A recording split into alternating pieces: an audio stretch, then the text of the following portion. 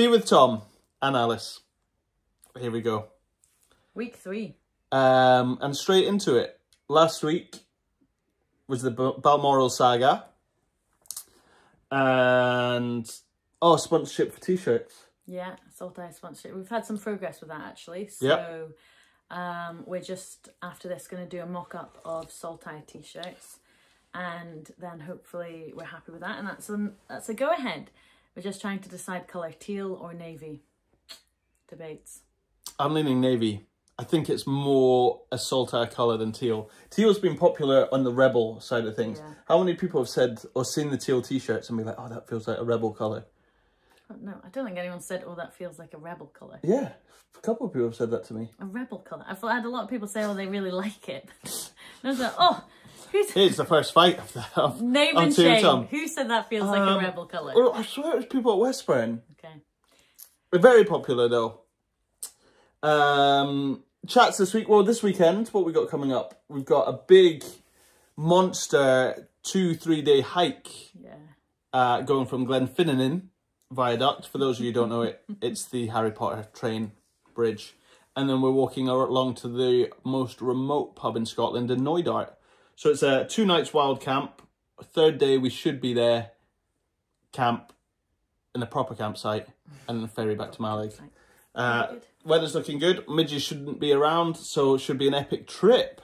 Bringing back beach training. That's coming up. Yeah, beach training. A couple of weeks' time. So also, it's Run Geary this Sunday. So if anyone's signed up, I'm in for the 10k. I know a few people in for the 10k. Then we'll see you there. We'll get a rebel team photo organised. Nice. Be good. And then the chats this week, so far, it's Monday. But the chats so far have been... Well, it started from a night out with some of the West Hill guys and drinking whiskey with Tim. A lot of whiskey with Tim. Where we started talking about Rebels visions... and missions and, you know, what you're working towards. And I don't know if we talk about it enough with you guys, which is probably the main reason why we started Rebel. We probably don't talk about it enough with each other either. No, I don't think so. We wrote some faff down. I literally got Alice to find it and I read it. And this was a while ago, but already it makes me cringe. I'm like, that's not us at all. It's when we try to be official every now and then we're like, oh, we should probably be a real company and do real things. So go to work in a shirt and tie. Our vision is to be the leading force in redefining the personal training landscape, where fitness is not just a routine but an adventure. We aspire to create a global network of Rebel PT trainers who inspire and lead vibrant, dynamic sessions that harness the full potential of outdoor spaces.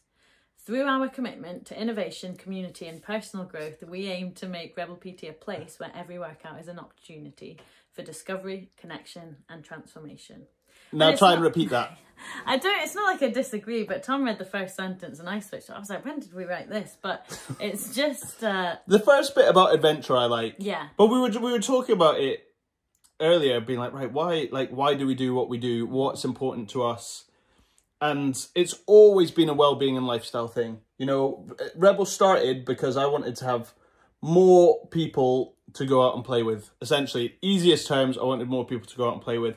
For me, life's built on experiences and cool adventures and all the times that you look back, especially when you're a kid. And I look back and I'm like, oh man, I used to love cycling around with my friends or love kicking a football in the field.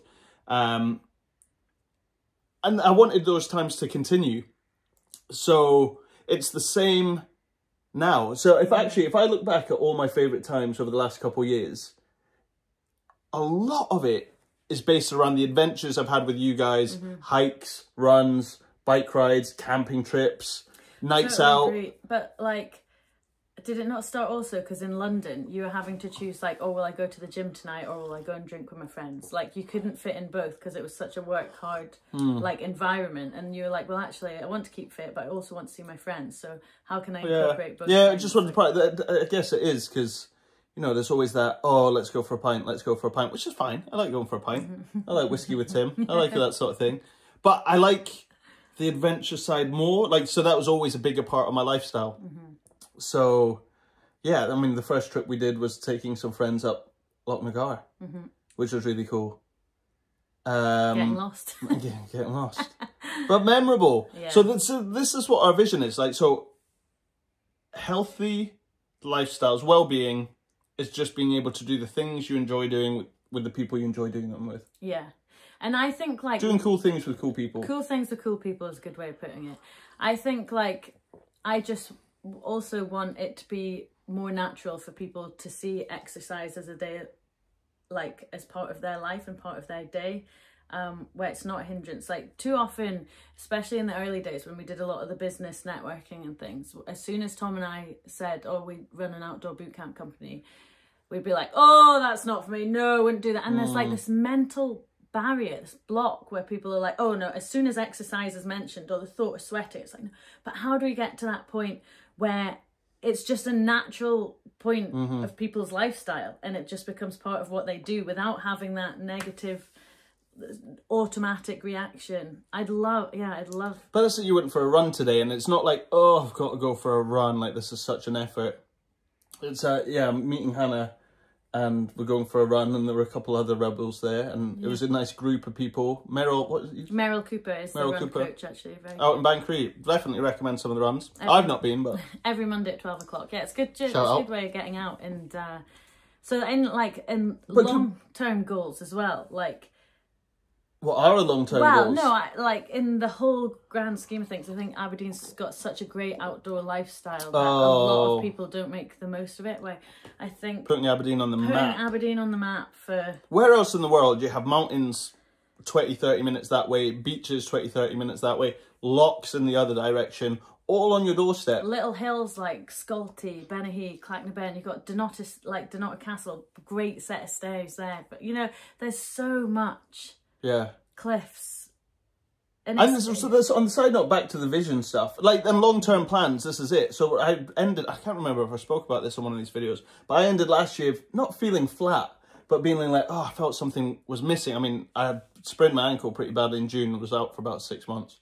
But I got to the end of the year and I was like, oh, I didn't feel like as good a year as some of the others. It was fine, nothing wrong, you know. But I was like, oh, what was missing? And it was all these little adventures, all these hikes, walks, sea dips, that kind of made the year for me. So, I mean, that's something that we're still so passionate about. And we love being surrounded by people who are just as passionate about it. Bring it back to Saltire. And even the people who are now volunteering, filling up, like it, thank you guys. They're all passionate about getting involved. Yeah. They don't look at it as in, oh, I have to do this work. It's, oh, you know what? I'm looking forward to spending a weekend surrounded by people doing amazing things and accomplishing amazing feats and being a part of that. And then it becomes a key date in the calendar. We've always said as well, you don't want to be 80 years old sitting in the rocking chair talking about... When you had a six-pack. Yeah, when you had a six-pack. Who's doing that? No, you talk about the cool adventures that you've been on. Running, yeah. And Aberdeen's such a good place to do that. Bob Keeler is doing a lot of try, you know... Oh, the Union Street, trying to spruce up Union Street and things. Which is, it's nice to see people get excited about where we live, because there's so much potential and so much opportunity. It's just kind of, you got to change a little bit, and that's always the hardest part. And that's it, like when you're scrolling on Facebook and Fubar and someone says, oh, they're doing something with Union Street, like the negative comments, they can, like, you can read them and they can so get you down, like, and make you think that Aberdeen's a terrible place and it's getting run down. But actually, all we can do is get involved and help, and like we can do runs around Union Terrace Gardens. Like, yeah, I love some of the sessions where we do that. Actually, we did a session through Union Terrace Gardens. Everyone's like, "Wow, actually, it's great to be in the city and see." Like, about a few people said that to me after the session. And I was like, oh, we need to use the city maybe a bit more because it's not as bad as what I find funny actually is none of this planning that we talk about, we haven't mentioned boot camps once, basically. And the boot camps, we love the boot camps, but they're just a way to bring those like-minded people together who love being outdoors and love doing things. You know, you show up, you get stuck in, you push yourself, and you figure out what your next adventure is. And that's part of building a regular, healthy lifestyle. You know, through this, someone will message, say, oh, do you want to go supping this evening? Or, you know what, we're going to do a sunrise dip next week. And those are the people we like hanging out with. And those are the people who we are slowly like surrounding ourselves with. So Rebel, we've got 270 members, I think, which is wild. All who are, you know, passionate about some sort of the outdoors. And it's great to be surrounded by those types of people. So by next week, we're going to have our vision nailed, and that's how we're going to start. Or, you know what, you can help us. Yeah. Tell us our vision. What's our vision? You decode what we've said just over the last 10 minutes and be like, I think this is a good idea for your vision. Short, sharp, punchy vision. Short, sharp, punchy. I think that's it. Yeah. That's the deep thoughts we've been having. But it all filters into the same thing, you know? And this is something we've believed the whole time we've been doing Rebel as well. It's just getting it in a concise and memorable way. Professional. Well, I was going to say we should share that video very quickly, then I'm ending this. Remember you're 6 years old and you were running. Like, we did a presentation, I had to, like... Yeah, I can't even remember what we talked about. It's just talking about being 6 and running so fast. You feel like the fastest kid in the world, and then all of a sudden, like someone tags you, and you're it, and then your whole world comes crumbling down, and you're not worried about running or being sweaty or being red-faced or out of breath. All you're concentrating on is tagging that next person because you don't want to be it. Yeah, and that was natural fitness. Like, when do we lose that fun bit? Yeah. Did it at some point was someone like, oh, look, your hair's all frizzy from running, and then no one wants to run? That was obviously me. Oh, you should see me. I'm like a sweaty mess. Like, I'd go for a run, and people are like, God, Tom, I didn't realise you were so sweaty. Right, that's it. 11 minutes. Thanks, guys. Thanks. See you later.